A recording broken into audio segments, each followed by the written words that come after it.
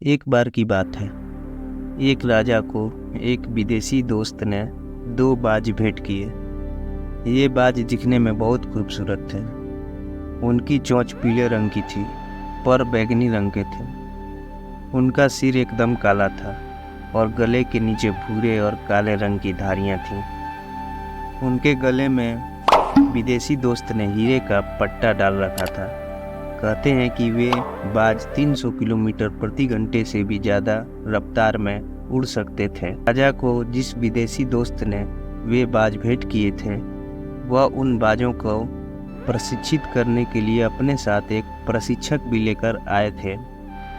लेकिन राजा को किसी विदेशी प्रशिक्षक से अपना काम कराना ठीक नहीं लगा। उन्होंने उस विदेशी प्रशिक्षक को ढेर सारे कपड़े आभूषण देकर उसे वापस देश भेज दिया। फिर उन्होंने अपने ही देश के अच्छे प्रशिक्षकों को बाजों से प्रशिक्षित करने का न्योता भेजा। उसके साथ ही राजा ने अपने दोनों बाजों के लिए एक बहुत खूबसूरत आर्टिफिशियल पेड़ बनवाया, जो एकदम असली पेड़ के जैसे दिखता था। दोनों बाज उसी पेड़ की एक शाखा पर बैठे रहते थे। कुछ ही दिनों में बाजों के प्रशिक्षण के लिए ढेर सारे प्रशिक्षक दूर दूर से आए। एक एक कर सबने बाजों को प्रशिक्षित करना शुरू किया।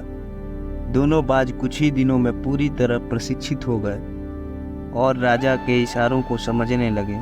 वे दोनों राजा के इशारों के मुताबिक ही चलते, लेकिन उनमें से एक बाज हमेशा पेड़ की शाखा से चिपका रहता। जब राजा बाजों को उड़ाने और अपनी रफ्तार दिखाने का इशारा करता तो एक ही बाज उड़ता, दूसरी अपनी शाखा छोड़ता ही नहीं। राजा ने देश के सारे प्रशिक्षकों को आजमा लिया, लेकिन कोई भी उस बाज को उड़ाने में कामयाब नहीं हो पाया।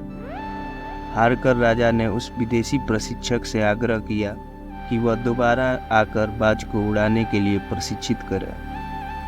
विदेशी प्रशिक्षक के आते ही एक दिन के अंदर दूसरा बाज पहले वाले बाज से भी ऊंचा और तेज उड़ने लगा।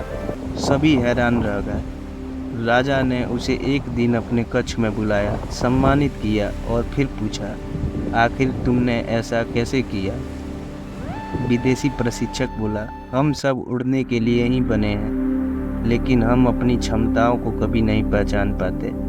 हमें जो अच्छा लगने लगता है, हम उसी को पकड़ कर बैठ जाते हैं। ठीक वैसे ही जैसे बाज वह शाखा पकड़कर बैठा था, मैंने बस वह शाखा काट दी। बाज के पास कोई चारा ही नहीं बचा, इसलिए अपने कंफर्ट जोन से बाहर निकलें। जब तक आप अपने कंफर्ट से बाहर नहीं निकलेंगे, तो आप अपने लिए कुछ नया नहीं करेंगे।